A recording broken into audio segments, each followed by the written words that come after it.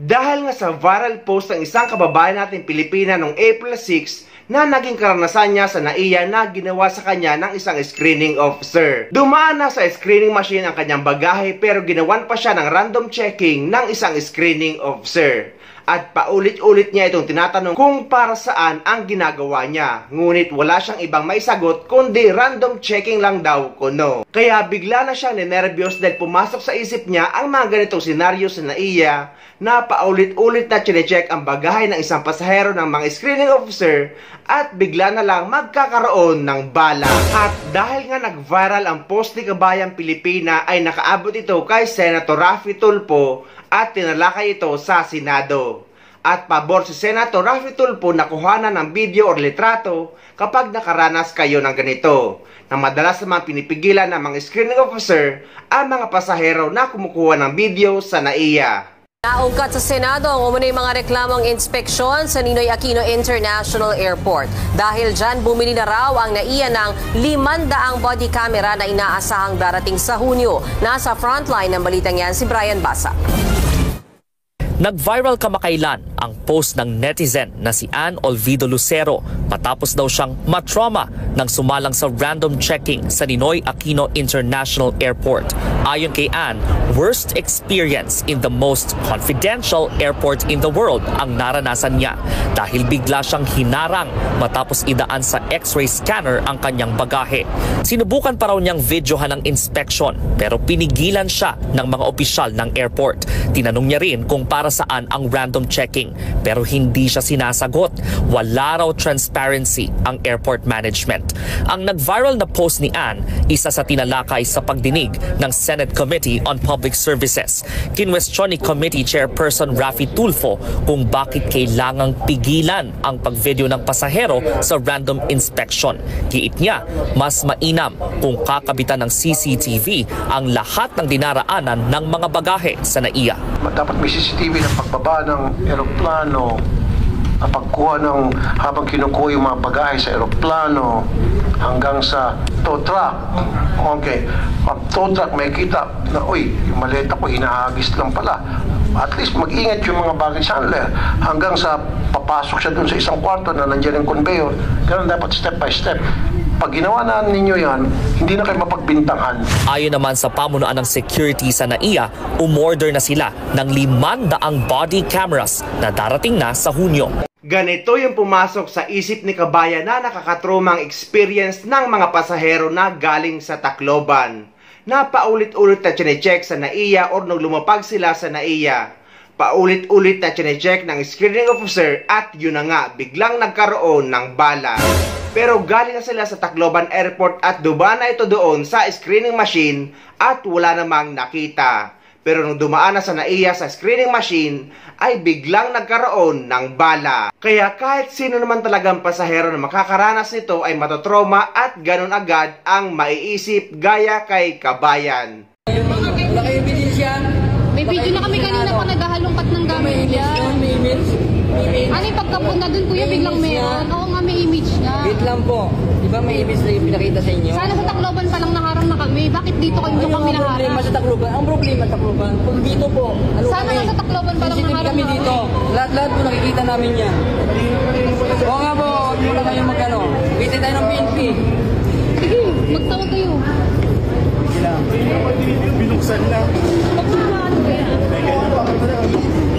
Ibig sabihin nyo, bala. Kaya po may sabi na siya. Sa inyo na lang galing yan kuya. Sa inyo na lang galing yan. Galing na kami sa airport. Tapos nagpunta kami dito. Magkakaroon kami ng ganyan. Check lang nito. Meron. Kanina pa nagbukas yun. Nakailang biglang nagkaroon. Kayo eh.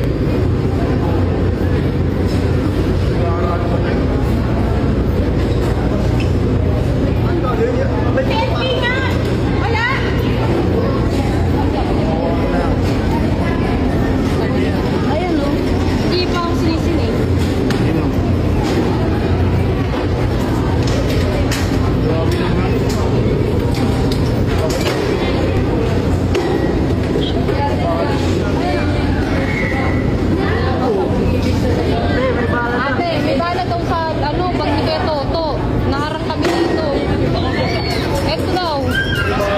Eto, may bala daw dito sa loob ng bag. Inarang kami dito sa ano, nandito na kami sa Maynila. Dito daw, sa loob ng bag. Dito. Hindi mo kasi sigurado. Sa Maynila? Oo, dito na kami sa Maynila. Oo. Kaya kasi Kanina naka-x-ray na ng dalawa. Sa ano, Tacloban na, wala din naman kami naharang. Tapos kung nandito na kami, naharang na kami, nakailang x-ray, tapos pagka huling buklat, meron na agad.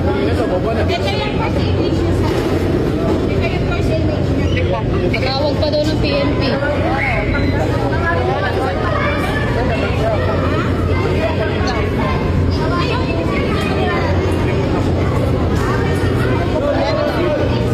Tatawag daw ng PNP. PNP daw tatawag. Ano yun? Kanina kasi wala naman. Nakailang x-ray, nahalungkat na nung isang lalaki. Tapos, nung pagbalik nung huling x-ray, yung babae na nagalungkat, meron na agad. Biglang nagkaroon ng ano, bala.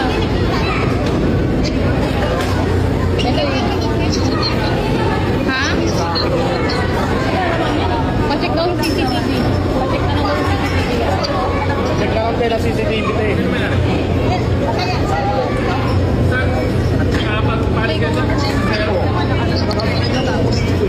Dito po, kanina pa po, nag-scan kami sa baba, wala naman.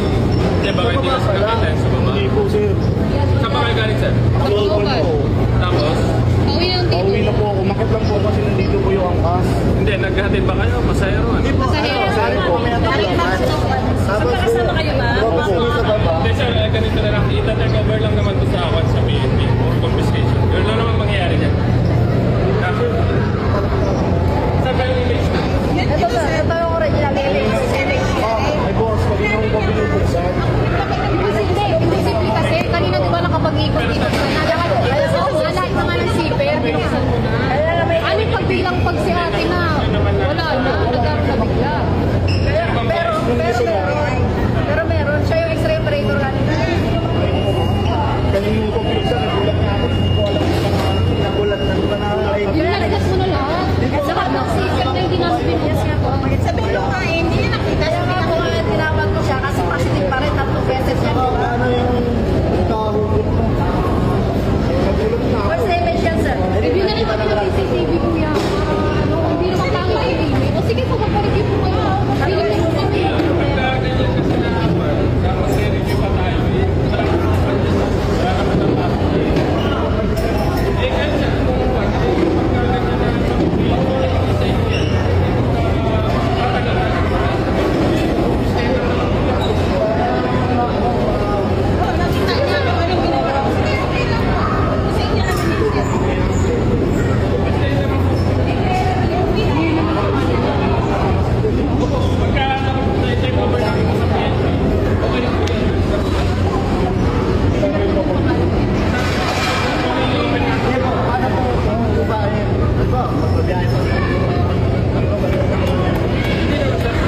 Kasi dito lang naman yan. Kasi dati kasi, nag-isip naman si Taas ang sama sa batas sa farmer sa kabili.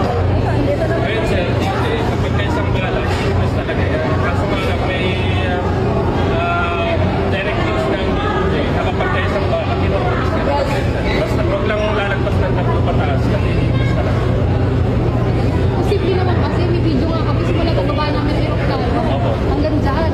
Kahit pagtingin Hindi, pero nanood naman kayo nung sinesearch. Kaso nakailang pasok lang na siya dito boss eh. Opo. Yung Tapos nung pang-last, biglang pagkabukas ng ganyan, meron na agad. Kaninang ilang beses na binuksan, wala. Ilang beses yung sinag-flip po sa Dalawa, sir. Pangatlo sa akin. Kasi hindi ko kita yung image. Yung ano. dahil marunong gamit. Kasi lang naman ang dati. Ano, 66 na pinakasisi na